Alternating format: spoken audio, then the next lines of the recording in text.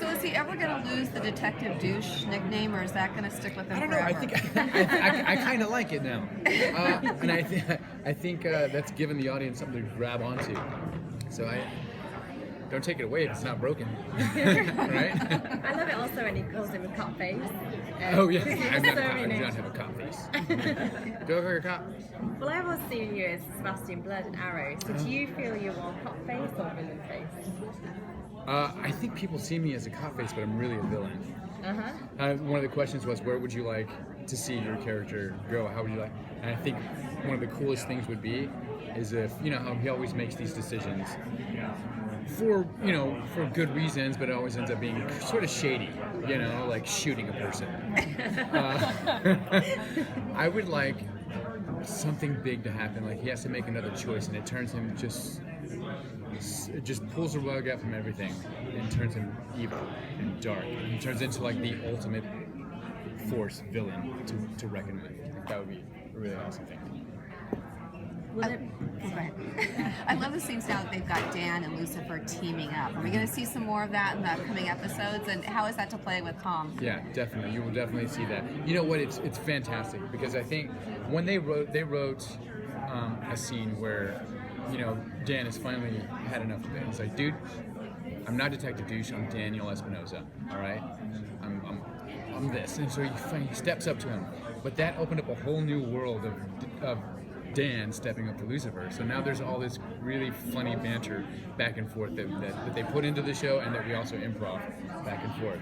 So, and I think people are really going to enjoy that sort of aspect now. So instead of him being more of a doormat, always just taking a jab, he's like, you, dude. You know?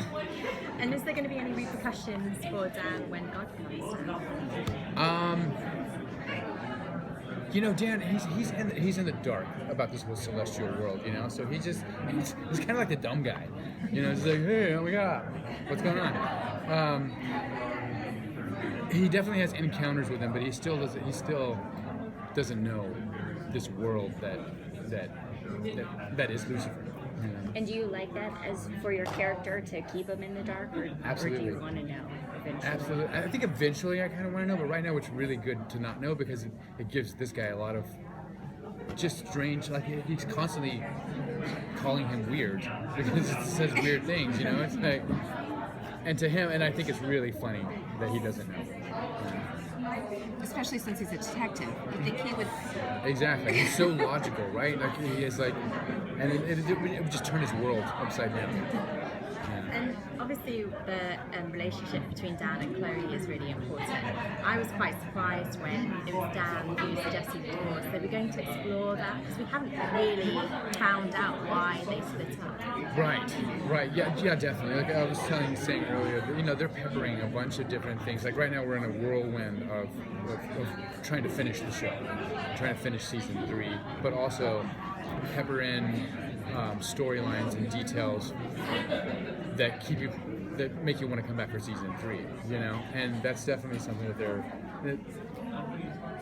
the good thing about getting season 3 is that it gives us time to breathe and deal with them on a slower, more evolutionary sort of level, you know, and let it sort of breathe itself out as opposed to rushing through it. And so yes, the answer to your question is yes. They're going to figure that out. Long-winded way of saying it. Yeah.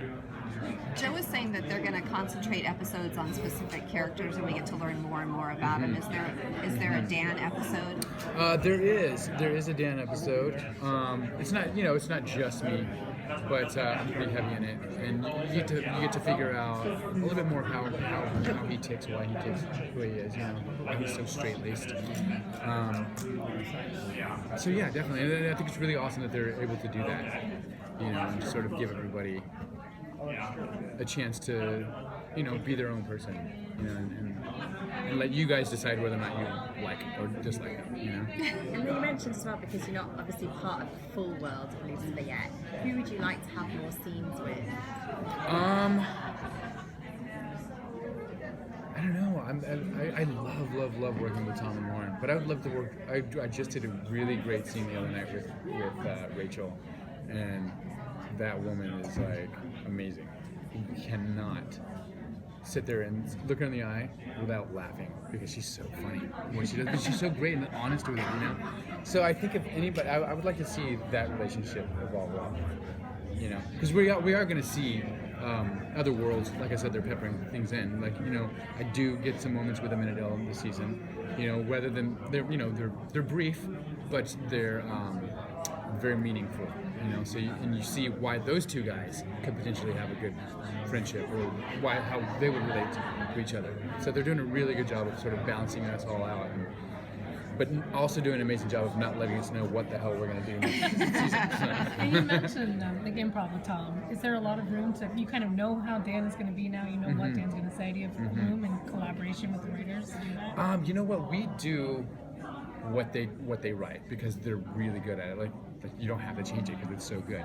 But we lay it all down. But they are the directors and everyone is really good about giving us one take just to do whatever we want. And sometimes it makes it in the show, sometimes it doesn't. You know, but we definitely know these guys so well, and you know we can ham them up. And usually we ham them up and they're like, too much, too much. Can you give us an example of that?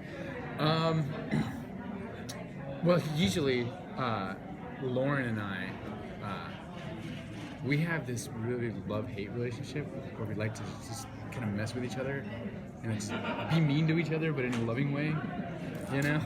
And we do that with our characters as well, you know? And that stuff never makes it into the show. It's like, you know, you'll see us whispering or bickering in the background, but we're really talking about, I can't believe your hair looks that way. It's terrible. Are you sure they put makeup on you? That's what we're doing.